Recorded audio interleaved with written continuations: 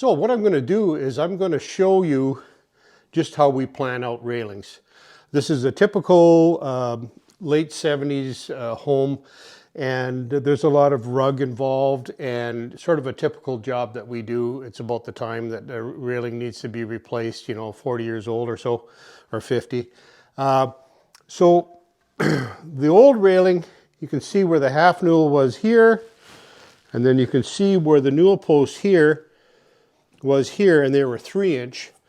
They don't even actually line up.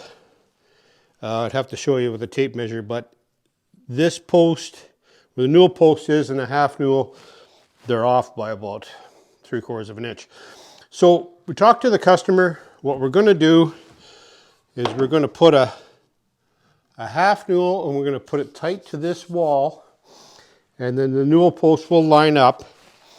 And one of the things I've talked about in the past is that, generally speaking, the center of your stair stringer is the center line of your railing system. Sort of, that's a standard in carpentry. But we can actually achieve that because we'd have to have this half newel shooting up past this wall, and it's not going to look good.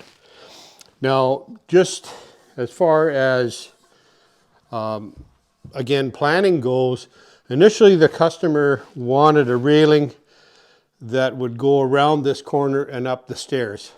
And we're using a contemporary rectangular railing system. Now, you can't buy offsets, so that kind of is out of the question because they don't like the look of that.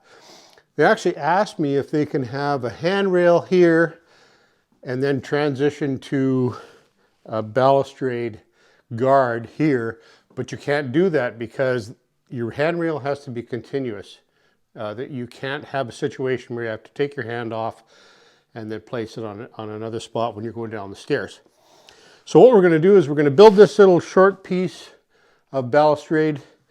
Then we're going to build a continuous railing going up this side of the stairs. And that's a little bit of information about how we plan things out.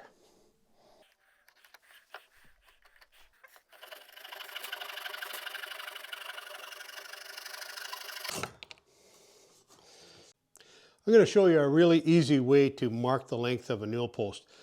This newel post is going to go at the bottom of this staircase where the old one used to be. We've got, as you can see, we've got the post upside down with the good end down. That's not a mistake. I'm going to determine where to cut it off up here. I've got this piece of story pole or board laying on the nosings of the stairs. And that is what's known as the rake of the stairs. Very simply, the angle of the stairs. So I'm going to mark here on this piece of masking tape, and I'm going to write an R here, which means the rake of the stairs. Then I'm going to take this post off, and I'll show you how I lay out and determine where I'm going to cut the post off. All right, so now I'm going to take my burn one tape measure, put it at 0, where this mark is on the rake of the stairs. I'm going to mark my railing height, which I've determined to be 36 and a half, and make a mark there. That's the top of my railing. And I want to have a 2.5 inch reveal. So I'm going to add 2.5 onto 36 and a half, which equals 39. And this now is the place where I cut my railing off, or my post off, right there. So now we're going to do exactly the same thing with this half newel. Rake of the stairs is here. I've got the bottom, or sort of the top of the half newel on the staircase. Then I'm going to measure from there the same distance, cut it off, and they'll be identical.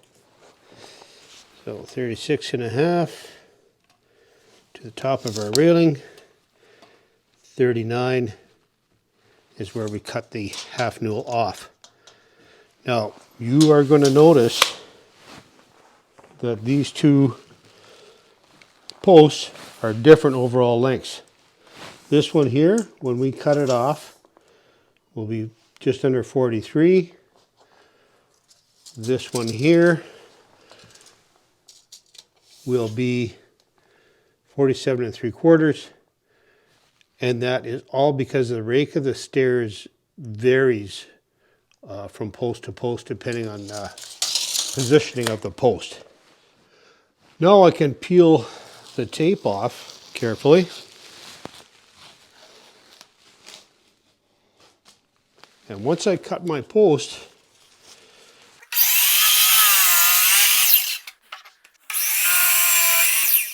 I can lay these marks at the top of my post, mark my reveal and the rake of the stairs using these lines on the tape, on the masking tape. There's a lot of confusion surrounding the placement of newel posts and length of newel posts. But basically, if you understand the principle that the newel posts are the same length, identical, from the rake mark to the top, all the way through your stair build. What is different is, in this case, this post ends up being longer than this half newel because there's more post below the rake line. So as you move posts back and forth on the rake line, that will affect the overall length of your post. So don't be concerned that one post is 48 inches and the other one is 44. As long as they're identical from the rake line to the top of your railing and the reveal, you're going to be fine. Here's a better way to illustrate it. It might even make more sense to you. This stringer here is roughly at the rake of the stairs. You can see the nosing is pretty much touching the top of the stringer. So, for example, if I was putting a top post on this staircase, the closer I am to the top of this, or to the edge of the stairs, the rake line is going to be lower on the post. Conversely, if I move the post back here, which sometimes happens in balcony railing systems, now the rake of the stairs, if you follow that imaginary line, is going to be here. So the height of your railing is measured from here up 36 inches. So that's why there's always a variety of heights on posts depending on where the post is set into the floor. So that's why if you just simply put a post arbitrarily in one spot at the top of the stairs and put one at the same length at the bottom of the stairs, it may look okay, but every one of your balusters will be a different dimension. Well, here we're using a fence post level just to get this newel post really fairly close to plumb both sides, and it aids in getting it set so we can mark the bottom where we're going to fasten this onto the stringer. So here we're marking the top of the top railing, and on the bottom of the post we've got a spot marked where the bottom railing is going to go. And basically what we're going to do is we're going to leave a space between the nosing and the bottom of the bottom railing that's roughly, inch and a half or so, so that you can still get a vacuum in here to clean. So we've got also the bottom railing marked on the half newel, and also the top railing marked on the half newel as well. And we've checked and our reveals are identical. And so now we know where we can put screws into the half newel, for example, where they'll be hidden by the top and bottom railing.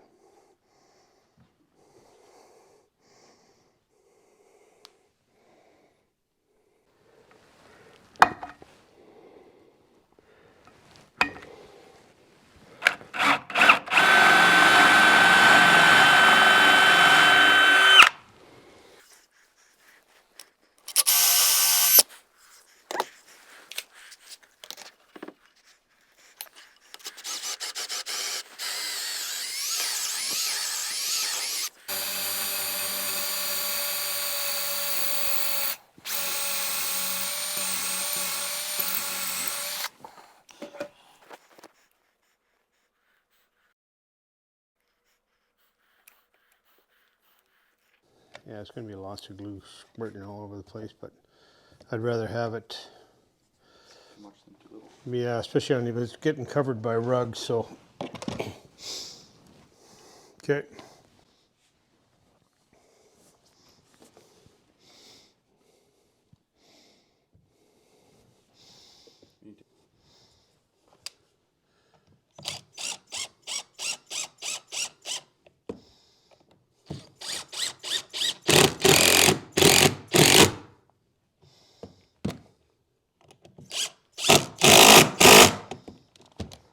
What do you think? Do the top one just a little bit more. Top? Yeah. Yeah, that's pretty good. Bottom? Yeah. To the bottom of it. I might hold it too much. We can do the top again. I'm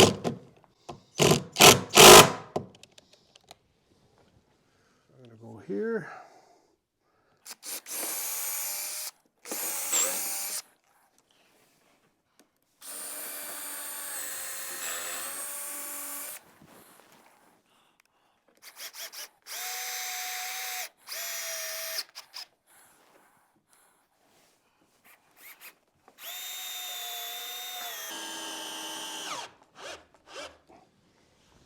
Good. All right, so we've got the newel post in, the half newel. We're going to let this set overnight before we do any more work on the newel post. But I wanted to show you the most important step, and that is setting the posts, getting your rake line marked, marking out where your railings are going to go. And that, after this, we're away to the races. This always seems to take so much time, but it's so important. So I wanted to show you that, and we'll be back and put in the railings next. Well, thanks for watching. If you have any questions or comments on this process, leave them in the comment section. I'll be sure and get back to you, and we'll see you on the next one.